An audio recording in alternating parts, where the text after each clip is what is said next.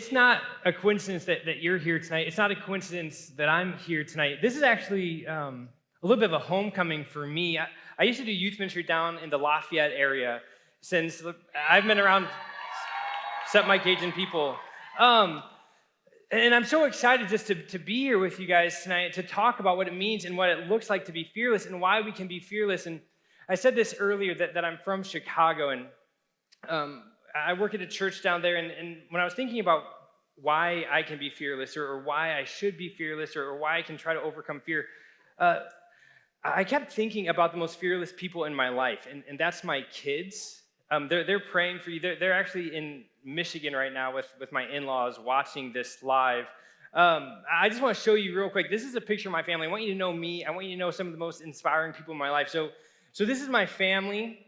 That's me and my wife, and we've got 5 kids, like Annie said earlier, and like my kids, and maybe you can relate to this, because believe it or not, like you and I, like we were that little once, and like they're fearless, and I'm not just talking about like overcoming fears, the way that they like climb trees and stick their fingers in weird things, like that's weird, but like just the way that they approach life is completely fearless. Like my kids, the way that they approach everything they do, they know exactly what they want to do, when they want to do it, and why, and not just like now, like but forever. Like my kids. So, well, my littlest is Nash. He's about to turn 1. He doesn't know he's a baby. He wants to walk. Like that's all he wants to do. And then I've got Bo. He's 2, but I can ask him like, "Hey, Bo, what do you want to be when you get older?" And without hesitation, he says the Hulk.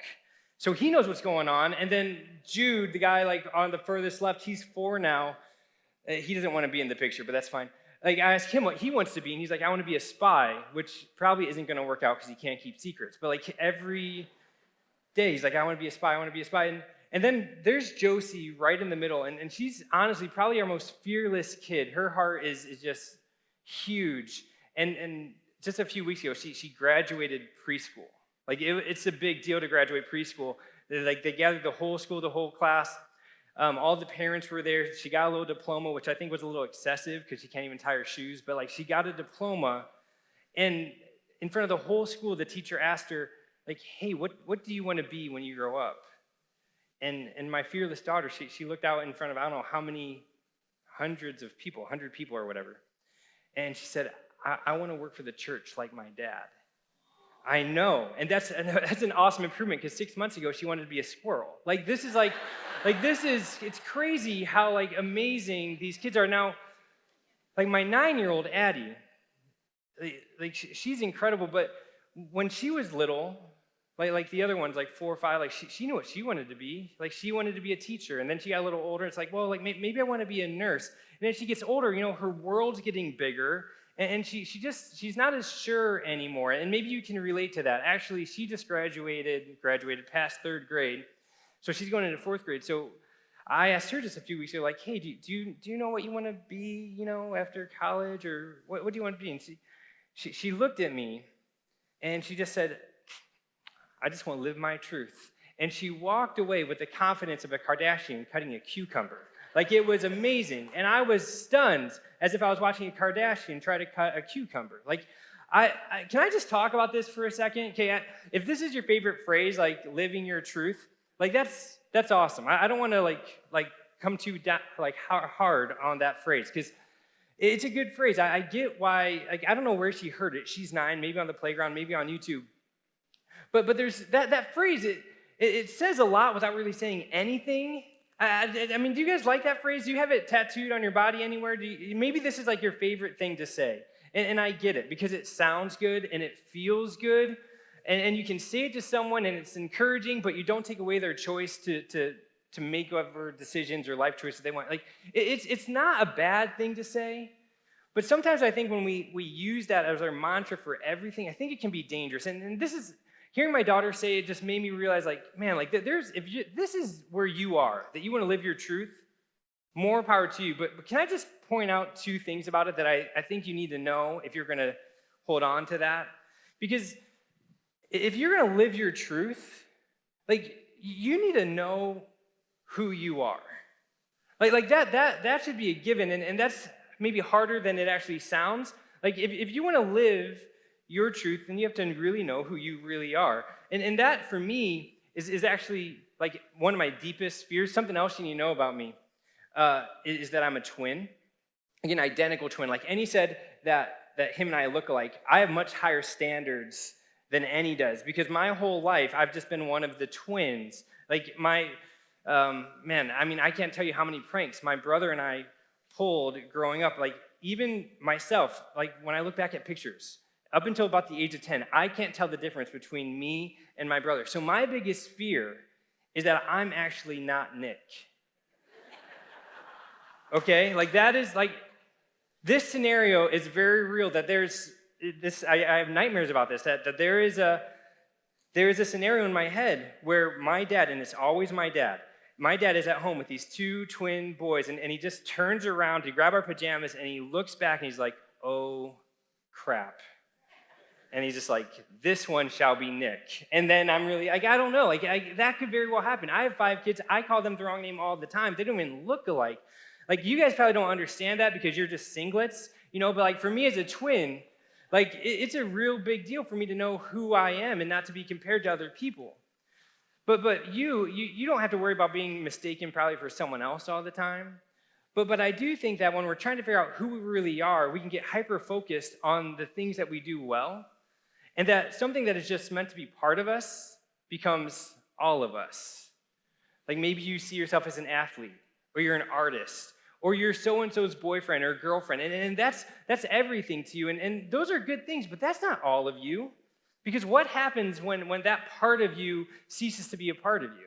Like what happens if that relationship ends? What happens if you don't get the grades you thought you should? What happens if people don't acknowledge the part of you that you uphold? What happens to your confidence and your self-worth? For me, when I was in maybe just a little younger than you guys, I wanted to be a football player. Like that was what every kid in my small town in Ohio, like we grew up knowing that we wanted to play high school football. Like for you guys in Texas, like I think we had a very similar experience in Ohio where the whole town would shut down on Friday nights and everyone would go see these high school football games. And I grew up as like a 6, 7, 8-year-old just watching football and just wanting to be just like those guys. And then when I was just a little younger than you, I was playing football. I couldn't wait to get my shot. It was maybe the second game of the season, and I tackled a guy with my head down. And if you play football, you know that's one of the biggest rules that you never break. And I messed up my back, bruised a few vertebrae, pretty much knocked me out of the season. And I remember just being on the sideline, not really feeling like I fit in, and just wondering, like, man, like, now what? Because when part of us becomes all of us, we get lost in who we're supposed to be. So if you want to live your truth, you got to first know who you are, but not only that, you got to know where you're going. Because it's one of those phrases that I hear all the time. Like I said, my daughter says it now. And it's not bad, but like, does it really tell you anything about what you're trying to do? Does it help you out? And again, like I feel like some of you are like leaning out, like you don't like this, like you're judging me. I get it. I'm judging me too. I don't want to be talking about this, but I just think it's important because it's so relevant and prevalent in so many of our lives. Like if someone would have told me when I was your age and I was after high school and trying to discern college, and they're just like, where do you want to go after high school? I don't know, just live your truth. Like I probably would have ended up at Taco Bell because I was hungry, and that's where my heart would have led me. Like I don't know if it would have helped me discern college or what was next in my life. It's kind of like this. Like imagine that like you're going to make like a new best friend this weekend at the conference, and you hit it off, and you're going to go back to your town, and you're just like, hey, like let's hang out after the conference. Awesome, that's a great idea. So they're like, hey, come over to my house. You're like, great, I'll come over. And he's like, where do you live? He's like, no, just come to my house. I don't know where you live. I live at my house. Come to my house. Dude, you need an address. Like if you're going on a journey, you need to know first where you are and where you're going, right? If you don't have those 2 points in your life, you're going to get lost. And maybe living your truth isn't what you're thinking about right now. Maybe you hate that phrase. Maybe you love that phrase. But regardless, I think the 2 things that phrase needs to make sense live within our hearts. Those same desires, those same questions of who am I and where am I trying to go matter to all of us, whether you're a freshman or you're a graduating senior. So where are you looking? Like when you say you're going to live your truth, when you say you want to be someone, when you have goals, like what defines you? What makes you you? I already said this. Some of us, I know, like we look at just part of us to define all of us. And that's okay. It's not great, but I get it. I do that. There's something better, but there's also something worse. And I think what's even worse than not defining us by just part of us is when we stop looking for purpose or meaning altogether, that we settle for distraction rather than a direction. Can anyone relate to that? That instead of like dealing with the thoughts, feelings, and emotions in our heart, we just allow ourselves to get lost on our phones or just to binge something on Netflix. And again, like I'm not trying to tell you you're doing something wrong. Like I'm looking at my own life and being like, man, like when I came home the other day after work and I was just too tired and I just turned on Netflix and just vegged out for a few hours, I probably really should have like been playing with my kids. Or I probably should have been doing that project that I've been putting off. Like I probably should have done something a little bit more productive, but instead I settled for a distraction. And again, sometimes we need distractions, but if we settle for distraction too long, eventually a distraction can lead to destruction. Do you know what that means? Like that makes sense. Like some of you guys are driving. Like you know, like if you're driving, you take your eyes off the road, you're going to veer off. You could crash. And it's not just like driving that we need to make sure that we're not distracted, obviously, but when we start to get distracted, like things around us suffer. Our relationships, you know, right now, anxiety, depression, loneliness, those things are all on the rise. And I'm not trying to say that just because those things are on the rise, that means that you're dealing with those things. But what I am saying is that there's something in us that is longing for more. And in our spiritual life, like we can settle for distraction rather than direction. And when that distraction leads to destruction, when it comes to our hearts and our souls, like that's called sin. That we choose something other than God. You know, St. Ignatius of Loyola, when he was talking about sin, I love this definition. He said that sin is our unwillingness to trust that what God wants for us is only my deepest happiness. And so often in my life, and I don't know about you, like I come to a church thing, or I can have my time to pray, and I'm just like, man, like, God, I don't know if that's going to bring me the happiness that just relaxing is going to. I don't know if that's going to bring me the happiness that whatever, that food, that spending time with my friends, that whatever. And again, some of that stuff isn't bad. But is it fulfilling me? Gosh, usually not. And so where can we find this meaning? Where can we find purpose? And if you've been to a conference before, or like you realize that we're at a Jesus thing, you're probably thinking like, oh man, here comes the turn. He's going to just tell us to follow Jesus. And you're right. But before you blow me off, or before, more importantly, you blow Jesus off, I need you to do a gut check. And I need you to think about whatever distractions you've allowed to come into your life and into your heart. And really ask yourself, like, how are they doing satisfying those deepest desires?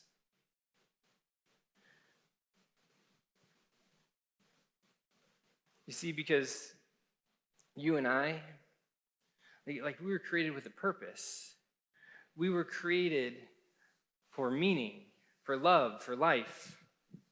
And we think we can know some of it on our own, but I don't know if we can figure out all of it.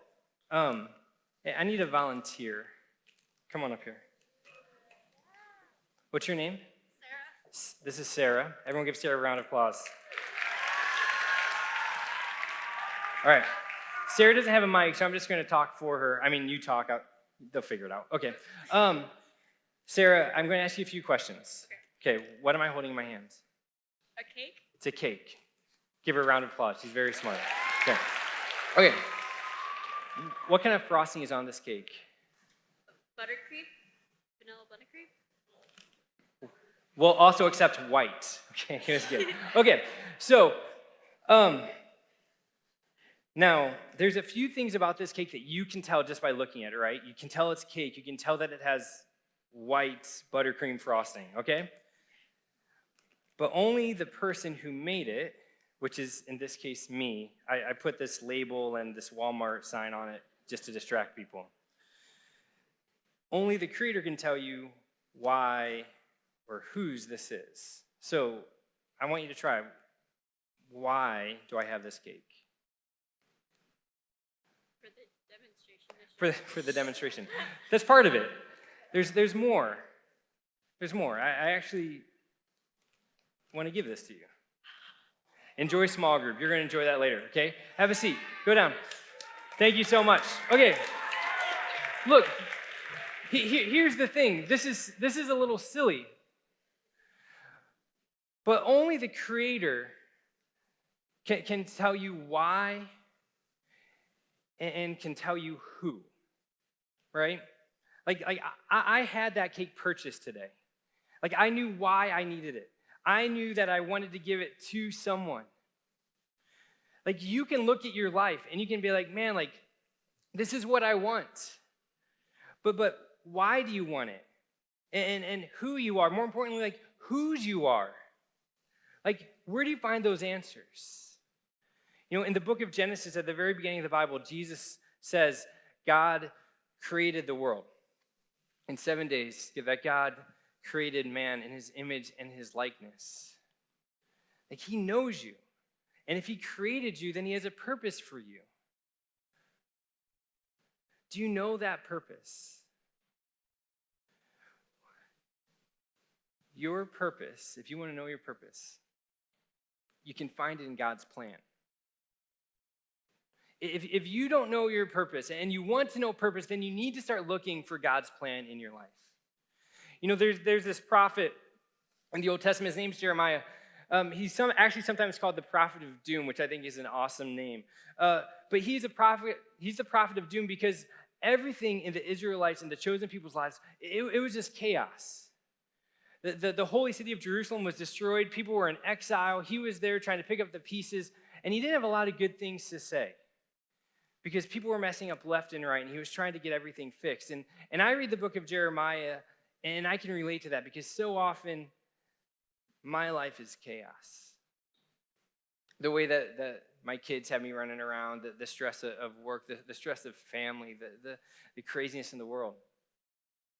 And in the midst of chaos, and even what looks like doom, Jeremiah says this, and this comes from Jeremiah chapter 29. We'll put it up on the screen. For I know the plans I have for you, says the Lord. Plans for welfare and not for evil, to give you a future and a hope. Like, this isn't something that God said through a prophet 2,000 years ago or 4,000 years ago or whatever it was. This is something he's saying to you and I right now in 2022 in Alexandria, Louisiana. He's saying like, hey, I have a plan for you.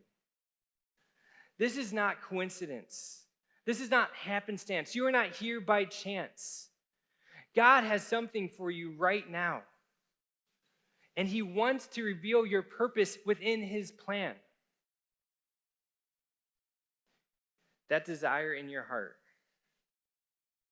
that longing for something more that we all feel, he knows about that. He placed it there. And when we can be honest with ourselves and let go of the things that we think define us to hopefully find something better in him, we can start to see his plan take root in our lives that's better than anything else we could ever imagine. I told you that silly story about when I was in high school and I got injured playing football. It's weird to look back 20 years later because if that injury would have never happened, like my life would have been totally different. That injury, it knocked me out of the sport. Like I tried to go back to play and I had lost my heart for it. Like I just couldn't do it. So I moved over to soccer. And there I met the soccer coach, who was also my religion coach. And really, he was the guy who introduced me to Jesus. And he told me about this place called Steubenville. And he told me to go to this thing over the summer. And I was like, oh, okay, coach, I'll do whatever you say. And I went to this conference, and I fell in love with Jesus. Like, that would have never happened. Like, I would have never given him a chance if 2 years earlier I wouldn't have had a silly injury. Like, it would have never happened that the year following that conference, I would go back and I would meet this woman named Carolyn. She was a girl, woman, I don't know. But we ended up dating. You saw a picture of her earlier. Like, I would have never met my future wife if it wasn't for this conference. And I would have never come to this conference if it wasn't for my coach. And I would have never gone to soccer if I would have kept playing football. Like I could have never predicted that. I could have never played out like, oh man, I'm going to tackle this guy with my head down. I'm going to forget everything that the coach taught me just so I can get injured, so hopefully I can meet my future wife. That doesn't make sense. But everything happens for a reason. Amen. Because our purpose, your purpose, is found in God's plan. You know, my daughter, Addie, the Live Your Truth girl, she's taught me more about God than any of my classes or education or even conferences. Something about being a father and learning about the Father's heart through loving her, my oldest, and my other kids. But she's always kind of marched to her own beat. Like she's always been a little unique, which I love. Actually, my wife and I, when we had her, we gave her this weird nickname. And I don't know if it's politically correct to say, and it's not something I call her now. It's not something I say to her face. But when she was like a baby and a little kid, she just did things her own way the whole time that my wife and I, we would look at her sometimes and we would just say, like, she's a freak. And I know that sounds weird. Like, my wife and I, we laugh about it, but like that was the only way we could describe her, because she was weird from the very beginning in like the best way. In the best way. She was our little adorable freak. Like I'll give you an example. So when she was maybe like, I don't know, like 12 months old, a year old, 14 months old, it was the first time that I had to discipline her. Like she was old enough to manipulate me, as women in my life do. And so lovingly, gosh, come on, that's funny. Okay, so anyway, I have to discipline her. Like she's doing something wrong. I don't remember what it was, but my wife is like, you're the man of the house. You got to discipline your child. I was like, I don't want to discipline her. And she's like, well, do it. And so I hold my daughter, my only kid at the time, in my hands, and I say with all my might, like Adeline, no. It's the best I could do. And she looked at me, and she has these big, beautiful blue eyes, just like her mom. And she cocked her head to the side, smiled, and went, ha, ha, ha, ha. Like had this like deep, guttural laugh. She laughed in my face, and I just threw her to my wife and said, she takes after you. Like, you deal with this. Like, she's just so silly. She's herself, but I had this experience with her when she was a baby.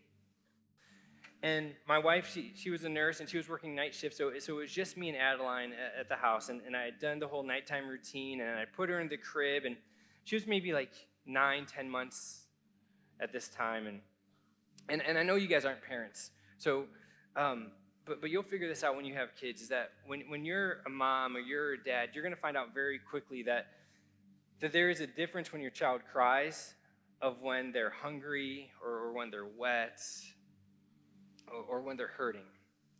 And she's in the nursery, and I'm watching TV or something, and then from the nursery I hear this blood-curdling scream. And she's not hungry. Something's wrong. And so as fast as I can, I run to the nursery, and there she is. She's crying in her crib. And what happened was, in the middle of the night, or in her sleep, she had put her hands up into her head, and she had this beautiful fro of hair as a baby. And she had started to grab her hair. And she was in this development stage where she could grab things, but she couldn't let go. And so she was crying because she had grabbed her hair, and she was pulling her hair, and she was crying. And I looked down at my beautiful daughter with tears coming down her cheeks, and the only thing I can think is, you freak. You're doing it to yourself. And I laugh about it, and you laugh, and that's great, but isn't it the same thing that you and I do? that we hold on to things, that we hold on to identities that were never meant to be our identity. And that some of us, we've come to this weekend and we're holding on so tight to things that we want to define us, to truths that we want to be who we are, but we don't know if they're there. And I just want to invite you this weekend to let go. Like, if you want to live your truth, then you need to meet the author of truth. Like if you want to be you, then you should meet the person who created you, who knows you better than you know yourself, who created you to be known, loved, and seen more than you could ever imagine. Like, that's what we're destined for. Like, if you want to know your purpose, if you want to know how to be fearless, then you need to be the one who casts out all fear. Like, we're destined for that. And we can let go of everything that holds us back right here, right now. And I know that we're come from different places. Like, I know your experience is not my experience. I know that your family isn't my family. But we all have the same God. And he loves us as if we're the only one that he's ever created. It's not by coincidence that you and I are here. He wants to reveal something to you. He wants to come close. Let go of the things that you think should identify you, the things that you think should define you, and hold on to him. You know, my daughter, I didn't just leave her in the crib crying. You know, of course, I reached down and I grabbed her, took her hands, got them out of her hair, and just held her. Till the pain went away, till the crying stopped. Just held her. Because that's what a dad should do. And as I was doing that, I felt like God said in my heart, like, and this is what I want to do for you, Nick. Will you let me hold you? In Jeremiah 29, it goes on to say, you will call upon me and come and pray to me, and I will hear you. You will seek me and find me when you seek me with all your heart, and I will be found by you, says the Lord. Again, I don't know what you're holding on to when you come into this conference this weekend, but I know that if you're willing to open up your heart, if you're willing to pray, if you're willing to seek him, you're going to find something. You're going to find truth. You're going to find love. You're going to find hope. You're going to find purpose. You're going to find every desire of your heart. Will you pray with me this weekend? Will you come with an open heart and let God do what he does? It's not about you. It's about him. It's not about me. It's about him. He loves you. He has a plan for you, and he wants you to know that. So for the next 2 days, you and I, we can be fearless. Because he knows you and he knows me. And that's all that matters. Let's pray.